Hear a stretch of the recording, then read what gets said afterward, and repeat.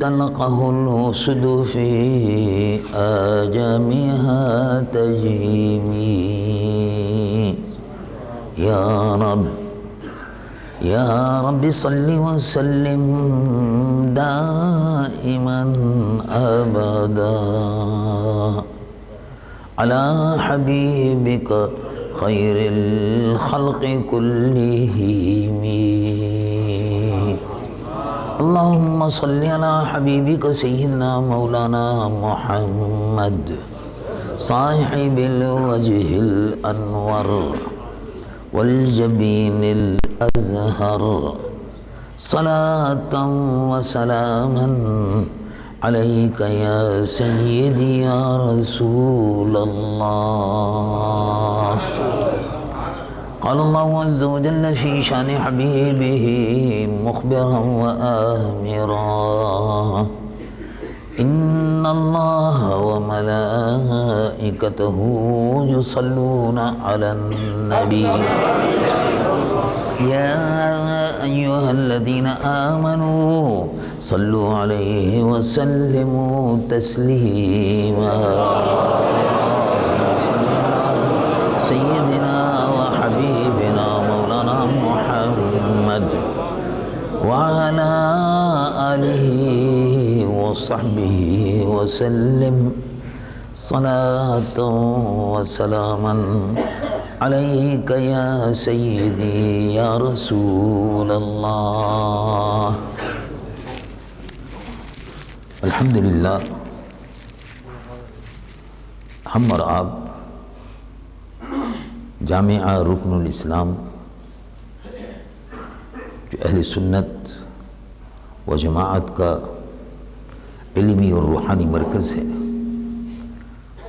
اس کے طلباء کی دستار فضیلت اور عرس شریف کی اس بابرکت تقریب میں ہم اور آپ حاضری کی سعادت پا رہے ہیں۔ اللہ تبارک و تعالی عرس شریف کی اس بابرکت تقریب میں جو رحمتیں اور برکتیں نازل ہو رہی ہیں، ان میں مجھ گنہگار و سیاہکار کو بھی اور آپ کو ہمیں سب کو حصہ عطا فرمائے۔ ابھی آپ میرے آنے سے قبل ایمان افروز تقریب کی سماعت فرما رہے تھے، اور الحمدللہ علماء اہل سنت کی تقاریر کو سن کر ہمارا اور آپ کا ایمان تازہ ہوتا ہے، اور محبت رسول صلی اللہ علیہ وسلم، حضور پر نور سید العالمین محمد رسول اللہ صلی اللہ علیہ وسلم سے ایمان کا جو رشتہ ہے، محبت کا جو رشتہ ہے، علماء کرام کی ایمان افروز بیان کو سن کر ایمان کی بیٹری جو ہے وہ چارج ہو جاتی ہے۔ اللہ رب العالمین جل جلالہ وعم نوالہ شرف قبولیت عطا فرمائے۔ اس میں کوئی شک نہیں، اور یہ بات شک و شبہ سے بالاتر ہے، یعنی کوئی شک نہیں اس میں کہ حضور پر نور خاتم الانبیاء والمرسلین رحمت للعالمین شفیع المذنبین صلی اللہ علیہ وسلم کا مقام افضل الانبیاء والمرسلین کی حیثیت سے، نبیوں کے سردار کی حیثیت سے، صاحب لولا کا لما خلقت الافلاق کی حیثیت سے، کہ اگر آپ نہ ہوتے، کائنات نہ ہوتی، اس اعتبار سے اتنا مقام بلند ہے کہ اس مقام بلند تک کسی کی رسائی نہیں ہے۔ یہ بات شک و شبہ سے بالاتر ہے، اور اہل ایمان اور اہل محبت اس کو خوب سمجھتے ہیں، اور اسی لیے اللہ تبارک و تعالیٰ نے اپنے محبوب کے مرتبے کو بلند فرمایا، اسی لیے پانچوں وقت اذانوں میں ان کا نام بلند ہو رہا ہے، اسی لیے نمازوں میں ان پر درود بھی ہو رہا ہے اور سلام بھی ہو رہا ہے۔ اور اگر روئے زمین پر ان پر درود پڑھنے والے، ان پر صلاۃ و سلام کا نذرانہ پیش کرنے والے نہ رہیں، کوئی فرق نہیں پڑتا۔ روئے زمین پر کوئی بھی درود پڑھنے والا اور صلاۃ و سلام پڑھنے والا نہ رہے، اللہ کے محبوب کی شان میں کوئی فرق نہیں پڑتا۔ اس لیے کہ کوئی ان پر درود نہ بھیجے، کوئی ان پر سلام نہ بھیجے، کوئی ان پر صلاۃ و سلام کا نذرانہ نہ پیش کرے، اللہ ان پر درود بھیج رہا ہے، قیامت تک بھیجتا رہے گا۔ فرشتے، اللہ ان پر رحمت نازل فرما رہا ہے، فرشتے ان رحمتوں کو لا رہے ہیں، اور جو اہل ایمان ہے وہ بھیجتے ہی رہتے ہیں۔ اسی لیے یا ایھا الذین آمنوا سے خطاب فرمایا۔ تو حضور پر نور صلی اللہ علیہ وسلم کا مقام بلند ہے، اتنا بلند ہے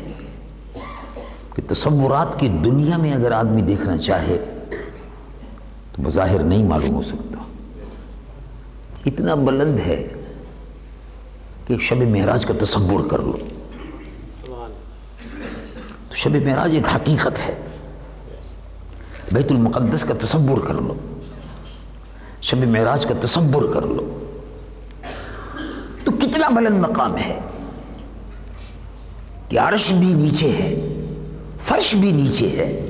زمین بھی نیچے ہے، آسمان بھی نیچے ہے،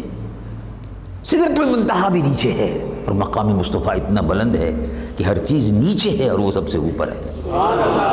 تو سمجھنے والے کے لیے تو بہت کچھ ہے یہ،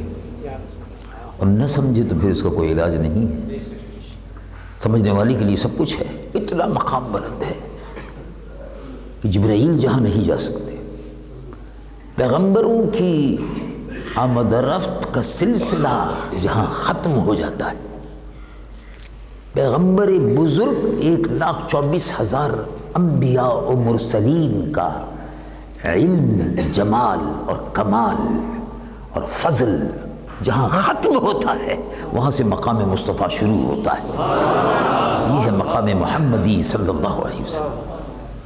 اور حضور پر نور صلی اللہ علیہ وسلم کو اسی لیے اللہ رب العالمین نے مرکز ایمان بنایا۔ وہ خود مرکز ایمان ہے، خود مرکز ایمان ہے، اسی لیے ان کی محبت ایمان ہے، اور وہ خود مرکز ایمان ہے،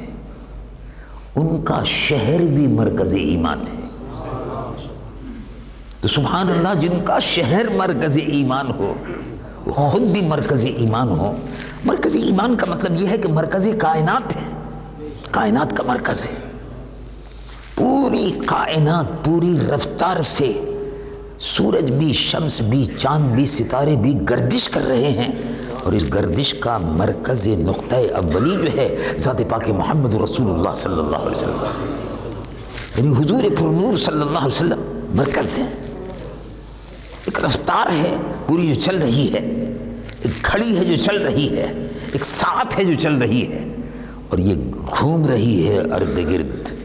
ذات پاک مصطفیٰ صلی اللہ علیہ وسلم کے، وہ مرکز ایمان ہے۔ تو حضور پر نور سید العالمین محمد رسول اللہ صلی اللہ علیہ وسلم جیسے شہر مرکز ایمان، یعنی حضور کے شہر کو حضور سے نسبت،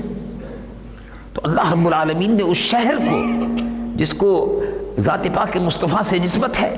اس شہر کو مرکز ایمان بنا دیا، اس شہر کو قبۃ الاسلام بنا دیا، اس شہر کو طیبہ اور طابہ بنا دیا، اس شہر کو جس کا نام ہی بیماریوں کی جڑ تھا، بیماریاں، وبائیں، بلائیں تھیں،